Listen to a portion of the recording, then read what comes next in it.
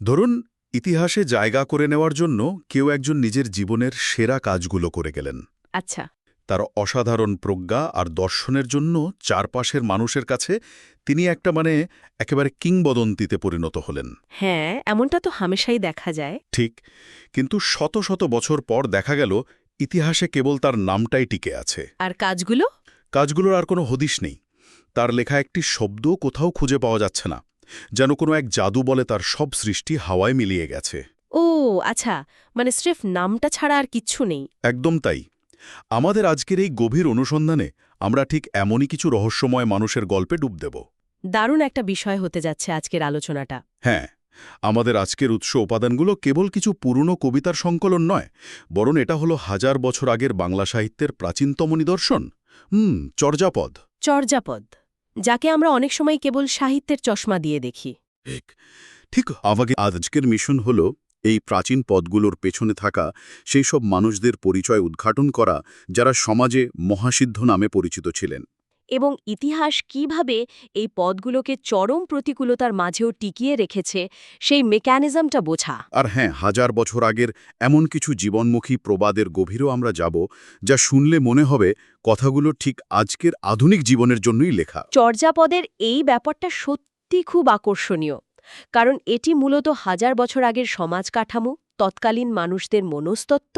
আর তাদের প্রতিদিনের জীবন সংগ্রামের কথা বলে, তাই তো? একদম ঠিক, এটা একটা জীবন্ত দলিল। এই পদগুলোর গভীরে গেলে বোঝা যায় সেই সময়ের মানুষের আধ্যাত্মিক সাধনা এবং বাস্তব জীবনের টানাপোড়েন কিভাবে একে অপরের সাথে জড়িয়েছিল।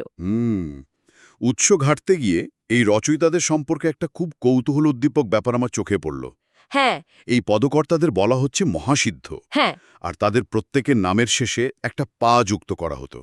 যেমন ধরুন, লুইপা, সবরপা, কাহান্নপা কিংবা লাড়িরম্বিপা। আচ্ছা। তো নামের শেষে এই পা যুক্ত করার পুরো মেকানিজমটা আসলে কি? একটু আধুনিক দৃষ্টিকোণ থেকে ভাবলে মনে হয়, কি মনে হয়? কেউ যখন নিজ নিজ ক্ষেত্রে একটা নির্দিষ্ট উচ্চতায় পৌঁছে যেতেন, তখন সমাজ হয়তো তাদেরকে এই পা উপাধিটা দিত। একটা স্বীকৃতি হিসেবে। হ্যাঁ, অনেকটা আজকের দিনের সোশ্যাল মিডিয়ার ভেরিফাইড ব্যাজ বা সর্বোচ্চ সম্মানের টাইটেলের মতো, তাই না? বাহ, এই উপমাটা বেশ চমৎকার। এটা দিয়ে তৎকালীন সমাজ কাঠামোর একটা দিক বেশ ভালোভাবে বোঝা যায়। তাই আমার ধারণাটা ঠিক দিকেই যাচ্ছে তাহলে। হ্যাঁ হ্যাঁ, এই পা শব্দটি মূলত এসেছে পাদ থেকে। এটা একটা সম্মানসূচক সম্বোধন। আচ্ছা। মহাসিদ্ধরা ছিলেন মূলত সমাজের সেই সব প্রান্তিক বা সাধারণ পেশার মানুষ, যারা তাদের নিজস্ব সাধন পদ্ধতি আর গভীর জীবন দর্শনের কারণে সমাজে একটা অসামান্য আধ্যাত্মিক উচ্চতায় পৌঁছেছিলেন। তারা সমাজের অভিজাত শ্রেণী থেকে আসেননি? বেশিরভাগই না। তো যখন কেউ সেই পরম জ্ঞান বা সিদ্ধি লাভ করতেন, তখনই তাদের নামের শেষে এই সম্মানসূচক। অনেকটা আধ্যাত্মিক কর্তৃত্ব প্রতিষ্ঠার মতো। একদম তাই। এটি তাদের সামাজিক পরিচয়ের চেয়ে আধ্যাত্মিক কর্তৃত্বকেই বেশি প্রতিষ্ঠিত করত। এই কর্তৃত্বের একটা দারুণ পরিসংখ্যান সোর্সে দেওয়া আছে। কানহাপা নামের একজন মহাসিদ্ধ সবচেয়ে বেশি সংখ্যক পদ রচনা করেছেন। হ্যাঁ, উনার অবদান সবচেয়ে বেশি। উনার লেখা মোট ১৩টি পদ পাওয়া গেছে, ৭, ৯, ১০, ১১, ১২। ১৩, ১৮, ১৯, ২৪। হ্যাঁ, আরও আছে ৩৬, ৪০, ৪২ এবং ৪৫ নম্বর পদ। সংখ্যাগুলো দেখলে বোঝা যায় যে পুরো চর্যাপদ জুড়ে তার একটা বিশাল আধিপত্য ছিল। তা তো বটেই। কিন্তু ঠিক এখানেই একটা অদ্ভুত বৈপরীত্য তৈরি হয় লারিডম্পিকে নিয়ে, যাকে নিয়ে আমি শুরুতেই বলছিলাম। ওই যে যার কেবল নামটাই টিকে আছে। ঠিক, এই লারিডম্পির নাম চর্যাপদের ইতিহাসে পাওয়া যায়, কিন্তু তার লেখা একটি পদ বা কবিতাও পাওয়া যায়নি। কিভাবে এমনটা হওয়া সম্ভব? আসলে ইতিহাস সংরক্ষণের একটা নিজস্ব এবং অনেক সময় বলা যায় নিষ্ঠুর ফিল্টার থাকে। নিষ্ঠুর ফিল্টার? হ্যাঁ, লারিডম্বিপার মতো ঘটনাগুলো আমাদের চোখে আঙুল দিয়ে দেখিয়ে দেয় যে প্রাচীন ইতিহাস মানেই একটা খণ্ডিত চিত্র। যা পেয়েছি তার চেয়ে যা হারিয়েছি তার পরিমাণ হয়তো অনেক বেশি। একদম। হয়তো লারিডম্বিপা তার সময়ের অত্যন্ত প্রভাবশালী একজন মহাসিদ্ধ ছিলেন, হয়তো তার অনেক অনুসারী ছিল। আর সেই অনুসারীদের মাধ্যমেই লোকমুখে তার নামটা টিকে গেছে। ঠিক ধরেছেন, কিন্তু সেই যুগে তো আর ছাপাখানা ছিল না। সবকিছুই নির্ভর করত পাণ্ডুলিপি তৈরি এবং তা সযত্নে কপি করে রাখার ওপর। আচ্ছা। হয়তো তার লেখা পাণ্ডুলিপিগুলো উইপোকায় কেটেছে, আগুনে পুড়েছে অথবা সংরক্ষণের অভাবেই হারিয়ে গেছে। আর অন্যদিকে কানহপার ১৩টি পদ টিকে থাকার অর্থ হল অর্থ হল তার অনুসারীরা সম্ভবত অনেক বেশি সংঘবদ্ধ ছিলেন এবং তার দর্শনকে পরবর্তী প্রজন্মের জন্য লিখে রাখার বিষয়ে তারা অত্যন্ত সচেতন ছিলেন। সংরক্ষণের এই গোলকধাঁধায় হাঁটতে গিয়েই আরেকটা দারুণ বিভ্রান্তিকর বিষয় সামনে আসে। কোনটা বলুন তো? চর্যাপদের প্রথম কবি আসলে কে? সোর্সের তথ্যগুলো মেলাতে গেলে তো রীতিমতো মাথা ঘুরে যাওয়ার উপক্রম হয়। আদি কবি বিতর্ক। হ্যাঁ, সোর্সে বলা হচ্ছে লুইপা চর্যাপদের প্রথম বা আদি কবি। তিনি ১ এবং ২৯ নম্বর পদ রচনা করেছেন। আচ্ছা, আবার মজার ব্যাপার হল তিনি শবরপার শিষ্য ছিলেন। ঠিক। আবার সেই একই সূত্রে বলা হচ্ছে শবরপা হলেন চর্যাপদের শেষ কবি, যিনি ২৮ এবং ৫০ নম্বর পদ রচনা করেছেন। এটা একটা দারুণ প্যারাডক্স। প্রশ্ন হল শিষ্য কিভাবে আদিকবি হন আর তার গুরু কিভাবে শেষ কবি হন? সময়রেখা তো উল্টো দিকে হাঁটতে পারে না। এটি প্রাচীন পাণ্ডুলিপি গবেষণার অন্যতম জটিল একটি জায়গা। সাধারণ যুক্তিতে মনে হতেই পারে যে গুরুর লেখা আগে আসবে এবং শিষ্যের লেখা পরে আসবে। হ্যাঁ, সেটাই তো স্বাভাবিক। কিন্তু চর্যাপদ তো আর কোনো একক সময়ে একক ব্যক্তির সম্পাদনায় প্রকাশিত বই নয়। তাহলে এটা কি? এটি কয়েক শতাব্দী ধরে বিভিন্ন মহাসিদ্ধের রচিত পদগুলোর একটি সংকলন। লুইপাকে আদিকবি বলার পেছনে কারণটি হয়তো তার রচনার ভাষাতাত্ত্বিক বৈশিষ্ট্য। মানে ভাষার প্রাচীনত্বের উপর ভিত্তি করে। হ্যাঁ, গবেষকরা যখন এই পদগুলোর শব্দভাণ্ডার এবং ব্যাকরণ বিশ্লেষণ করেন, তখন হয়তো তারা দেখেছেন যে লুইপার ব্যবহৃত ভাষা শবরপার ভাষার চেয়েও বেশি প্রাচীন রূপ ধারণ করে আছে। ও আচ্ছা, মানে একজন গুরু হয়তো আধুনিক রীতিতে লিখছেন আর তার শিষ্য হয়তো পুরনো ধাঁচের ভাষায় লিখছেন। এমনটা হতেই পারে। আবার পাণ্ডুলিপিতে পদগুলো যে ক্রমে সাজানো হয়েছে, মানে লুইপার পদ যেহেতু একেবারে শুরুতে, সেটিও হয়তো এই ধারণার জন্ম দিতে পারে। কিন্তু এই বিভ্রান্তি এখানেই থামছে না। আরও আছে। হ্যাঁ, ডক্টর মোহাম্মদ শহীদুল্লাহর মতে আবার এই শবরপাই হলেন চর্যাপদের আদি কবি। আচ্ছা, আবার একই সূত্রে বলা হয়েছে শহীদুল্লাহর গবেষণাতেই নাকি সরোহাপাকে আদিকবি হিসেবে চিহ্নিত করা হয়েছে, যিনি ২২, ৩২, ৩৮ এবং ৩৯ নম্বর পদ রচনা করেছেন। বুঝতে পেরেছি। একজন গবেষক কিভাবে একই বিষয়ে একাধিক ভিন্ন সিদ্ধান্তে পৌঁছাতে পারেন? এটা কি ঐতিহাসিক গবেষণার কোনো পদ্ধতিগত ত্রুটি? একে ত্রুটি না বলে গবেষণার বিবর্তন বলাটাই বেশি যুক্তিসঙ্গত হবে। বিবর্তন? হ্যাঁ, ইতিহাস তো আর পাথরে খোদাই করা অপরিবর্তনশীল কিছু নয়। তা ঠিক।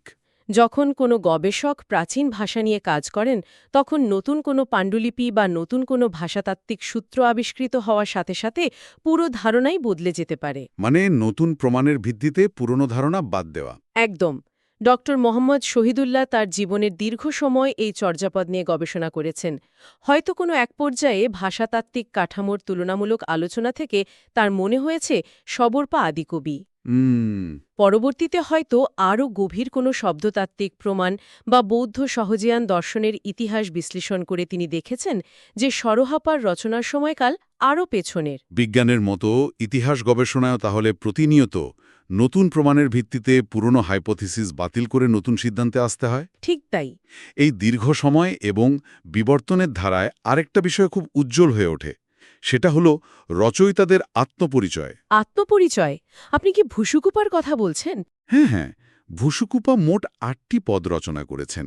৬, ২১, ২৩, ২৭, ৩০, ৪১, ৪৩ এবং ৪৯ নম্বর পদ। এর মধ্যে ৪৯ নম্বর পদটির তো একটা বিশেষত্ব আছে। ঠিক বলেছেন, সেখানে তিনি নিজেকে একেবারে স্পষ্টভাবে বাঙালি কবি বলে দাবি করেছেন। এটা কিন্তু সেকালের হিসাবে অনেক বড় একটা ব্যাপার। সেটাই তো ভাবছে, হাজার বছর আগের একজন মানুষের নিজের ভৌগোলিক এবং সাংস্কৃতিক পরিচয় নিয়ে এতটা সচেতনতা সত্যি অবাক করার মতো। এটি একটি বিশাল ঐতিহাসিক মাইলফলক। হাজার বছর আগে যখন রাষ্ট্র বা জাতিসত্তার আধুনিক ধারণাগুলো আজকের মতো কোনো সুনির্দিষ্ট আকার পায়নি, তখন তো মানুষের পরিচয় মূলত ধর্ম বা গোত্র দিয়ে হতো। হ্যাঁ, সেই সময়ে একজন মহাসিদ্ধের নিজের লেখায় নিজেকে বাঙালি হিসেবে দাবি করাটা একটি অত্যন্ত গভীর বিষয়। লুইপা এবং শবরপাকেও মূলত বাঙালি কবি হিসাবেই বিবেচনা করা হয়। আচ্ছা, ভূসুকুপা কেন হঠাৎ এই পরিচয়টা দিতে গেলেন? এই আত্মপরিচয় ঘোষণার মেকানিজমটা বুঝতে হলে সেই সময়ের সমাজের দিকে তাকাতে হবে। হয়তো সেই সময় বিভিন্ন অঞ্চলের সাধকদের মধ্যে একটা সাংস্কৃতিক আদান-প্রদান বা প্রতিযোগিতার পরিবেশ তৈরি হয়েছিল। হুম। আর ঠিক সেই প্রেক্ষাপটে নিজেদের একটি স্বতন্ত্র জাতিগত ও ভাষাগত পরিচয় দাঁড় করানোর তাগিদ অনুভব করেছিলেন এই মহাসিদ্ধরা। পরিচয়ের এই গণ্ডি তৈরি করা এবং সেই সাথে সমাজের পুরনো গণ্ডিগুলো ভেঙে দেওয়ার একটা দারুণ নিদর্শন কিন্তু সোর্সে রয়েছে। আপনি নিশ্চয়ই নারী কবির প্রসঙ্গের কথা বলছেন। হ্যাঁ, যেখানে ভূসুকুপা জাতিগত পরিচয় দিচ্ছেন, সেখানেই আমরা দেখতে পাই চর্যাপদে এমন একজন মহাসিদ্ধের উপস্থিতি যা তৎকালীন সমাজের প্রচলিত অনেক ধারণাকেই একেবারে প্রশ্নের মুখে ফেলে দেয়। কুক্কুরিপা। হ্যাঁ, চর্যাপদের একমাত্র মহিলা কবি কুক্কুরিপা, তিনি ২, ২০ এবং ৪৮ নম্বর পদ রচনা করেছেন। এটা সত্যি একটা অসাধারণ ব্যাপার। হাজার বছর আগের একটা অত্যন্ত রক্ষণশীল বা পুরুষতান্ত্রিক বলে পরিচিত সমাজ ব্যবস্থায় একজন নারী মহাসিদ্ধ হিসেবে স্বীকৃতি পাচ্ছেন এবং দর্শনের জগতে তার লেখা সংরক্ষিত হচ্ছে। এর পেছনের ডাইনামিক্সটা আসলে কী ছিল? কুক্কুরিপার এই উপস্থিতি শুধু একটি ব্যতিক্রম নয়, এটি মূলত তৎকালীন সহজান বৌদ্ধ ধর্মের আধ্যাত্মিক চর্চার একটি প্রগতিশীল রূপকে তুলে ধরে। মানে সমাজের বাইরের একটা আলাদা জগৎ ছিল তাদের। ঠিক তাই, সাধারণ সমাজ কাঠামো হয়তো প্রবলভাবে পুরুষতান্ত্রিক ছিল, কিন্তু এই মহাসিদ্ধদের যে সমাজ, সেখানে মেধা, প্রজ্ঞা এবং আধ্যাত্মিক উপলব্ধির মূল্যায়নে নারী পুরুষের বিভাজনটা ততটা প্রকট ছিল না। একদম না। কুক্কুরিপার একাধিক পদ মূল সংকলনে অন্তর্ভুক্ত হওয়ার মানে হল তার চিন্তাধারার গভীরতা এতটাই তীব্র ছিল যে সমসাময়িক পণ্ডিত এবং সংকলকরা সেগুলোকে বাদ দেওয়ার কথা চিন্তাও করতে পারেনি। বাহ, আধ্যাত্মিকতার জগতে মেধার যে একটা নিজস্ব শক্তি আছে যা সমস্ত সামাজিক বাধাকে ডিঙিয়ে যেতে পারে, কুক্কুরিপাত তারই একটি জীবন্ত প্রমাণ। অসাধারণ বলেছেন। আচ্ছা, এই যে কাহানুপাত ১৩টি পদ, ভূসুকুপার বাঙালি পরিচয় কিংবা কুক্কুরিপার মতো একজন নারী মহাসিদ্ধের দর্শন, এগুলো এত শত শত বছর পেরিয়ে আমাদের কাছে পৌঁছালো কিভাবে? এটা একটা দারুণ সার্ভাইভাল স্টোরি। হ্যাঁ, চর্যাপদের টিকে থাকার ইতিহাস ঘাঁটতে গেলে দেখা যায় এর পেছনে মণিদত্ত নামের একজন পণ্ডিতের বিশাল ভূমিকা রয়েছে। তিনি চর্যাপদের পদগুলো টিকা আকারে প্রকাশ করেছিলেন। টিকা বা কমেন্ট্রি। হ্যাঁ, কিন্তু এই টিকা জিনিসটা আসলে কিভাবে কাজ করে? মূল কবিতা তো ছিলই, তাহলে কেন আর একজন মানুষের দরকার পড়ল সেটাকে ব্যাখ্যা করার? কারণ ভাষা প্রতিনিয়ত নদী স্রোতের মতো বদলায়। হাজার বছর আগের যে ভাষা মহাসিদ্ধরা ব্যবহার করতেন, মাত্র কয়েক শতাব্দী পার হতেই সেই ভাষার অনেক শব্দ বা রূপকগুলো? হ্যাঁ, রূপক এবং বাক্য গঠন সাধারণ মানুষের কাছে দুর্বোধ্য হয়ে দাঁড়ায়। পাণ্ডুলিপিগুলো লেখা হতো গাছের পাতা বা ভূর্জপত্রে। শুধু অক্ষরগুলো টিকিয়ে রাখলে তো হবে না, এর ভেতরের অর্থটাও তো বুঝতে হবে। তা ঠিক। মুনিদত্ত ঠিক সেই কাজটাই করেছিলেন। তিনি একজন প্রাচীন ক্রিপ্টোগ্রাফার বা সংকেত পাঠোদ্ধারকারীর মতো কাজ করেছেন। ক্রিপ্টোগ্রাফার, দারুণ বলেছেন। তিনি সেই প্রাচীন পদগুলোর গূঢ় দার্শনিক অর্থগুলোকে সমসাময়িক পণ্ডিতদের বোঝার উপযোগী করে ব্যাখ্যা করেছেন।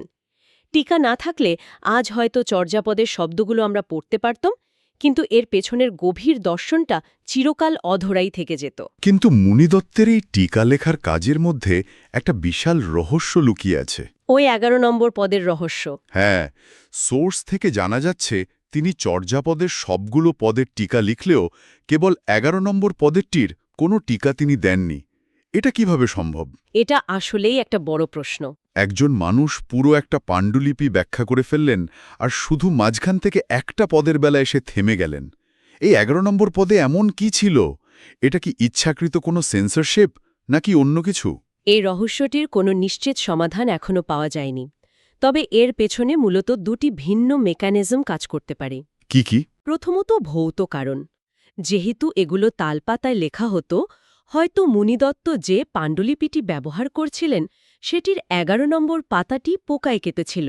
অথবা এমনভাবে নষ্ট হয়ে গিয়েছিল যেখান থেকে উদ্ধার করার মতো কিছুই অবশিষ্ট ছিল না। ঠিক। আর দ্বিতীয় কারণটি হতে পারে দার্শনিক। দার্শনিক কারণ? মানে সেন্সরশিপ? এক ধরনের সেন্সরশিপ বলতে পারেন।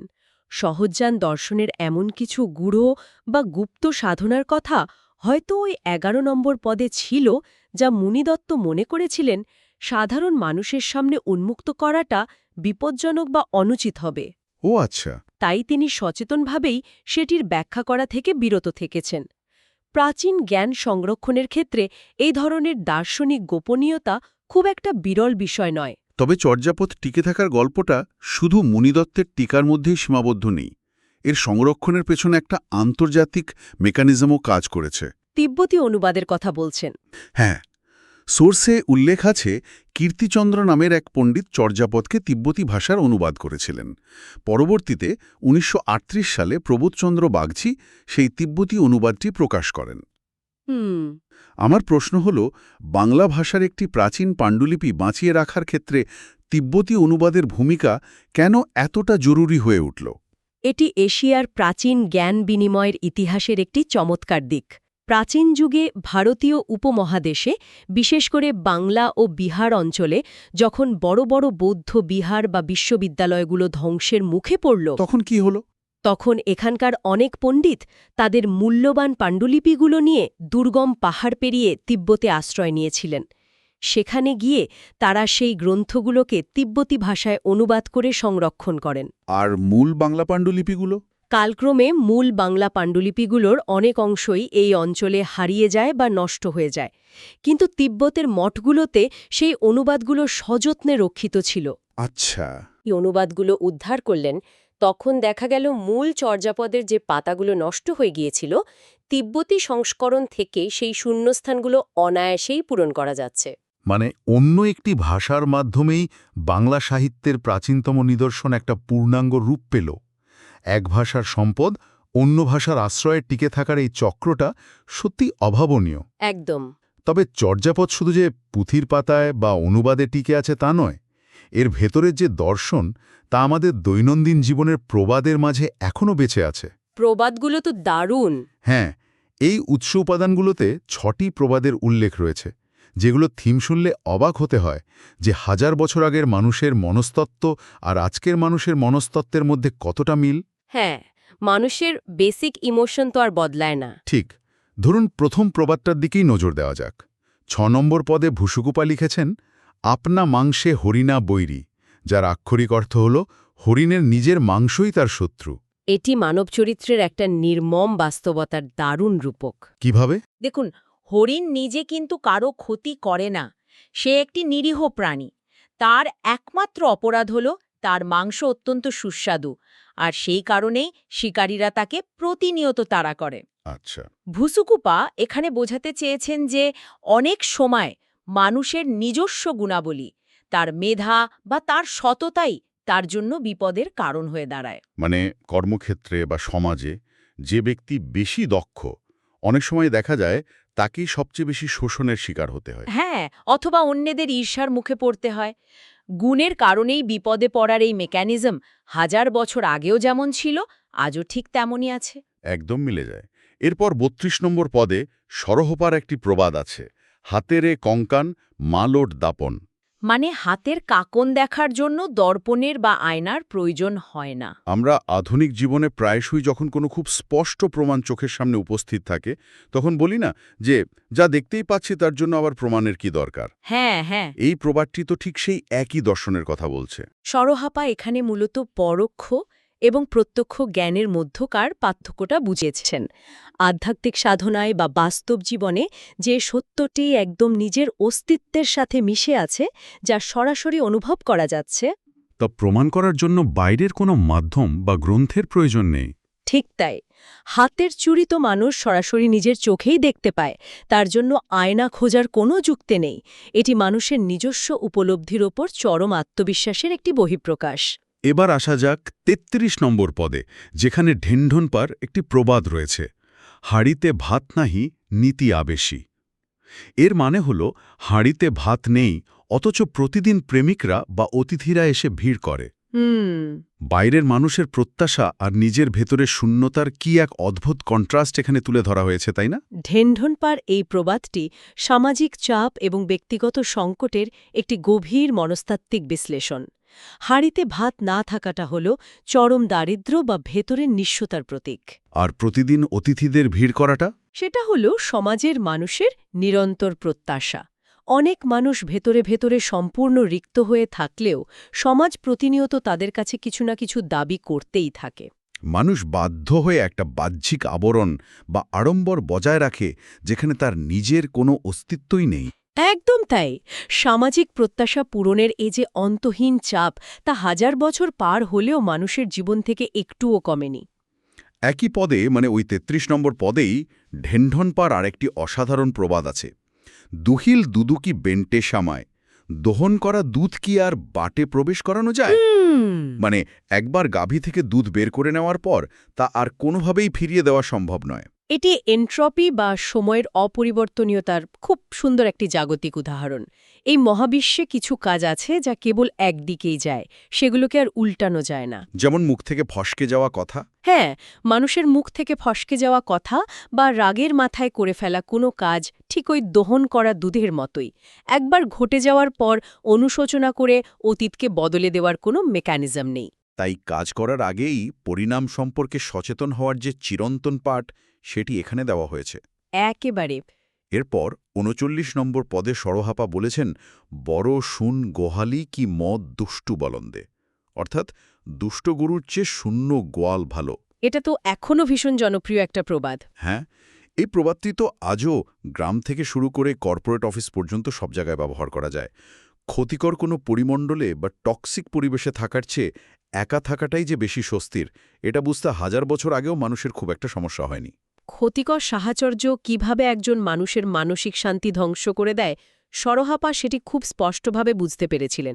একটি নেতিবাচক বা দুষ্টু গরু শুধু নিজে যে অবাধ্য তাই নয়, সে পুরো গোয়ালের পরিবেশ নষ্ট করে দেয়। মানুষের জীবনের ক্ষেত্রেও ব্যাপারটা তো একই।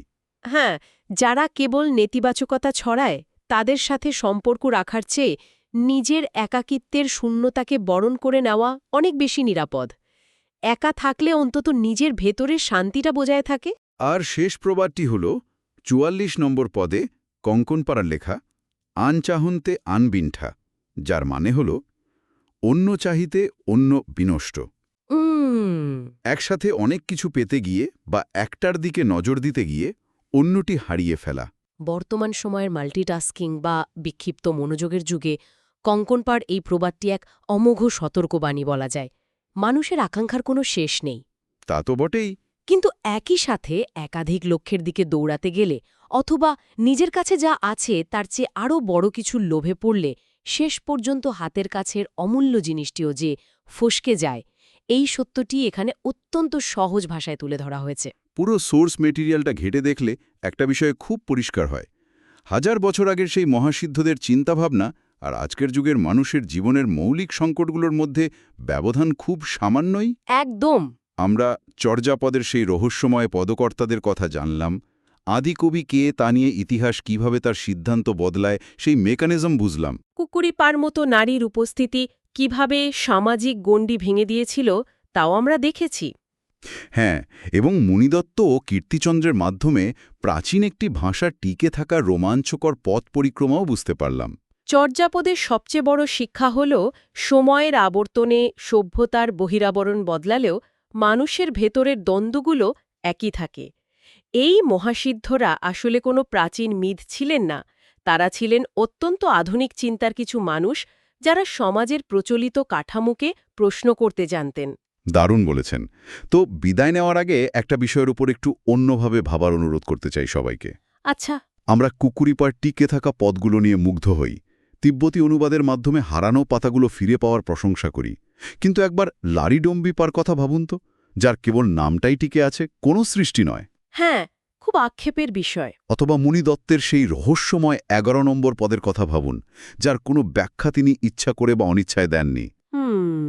ইতিহাস কি কেবল সেই জিনিসগুলো দিয়েই তৈরি হয় যা সযত্নে লিখে রাখা হয়েছে, নাকি যে কথাগুলো চিরতরে হারিয়ে গেছে অথবা ইচ্ছাকৃতভাবে এড়িয়ে যাওয়া হয়েছে তার মধ্যেই লুকিয়ে আছে আমাদের অতীতের সবচেয়ে বড় সত্যগুলো?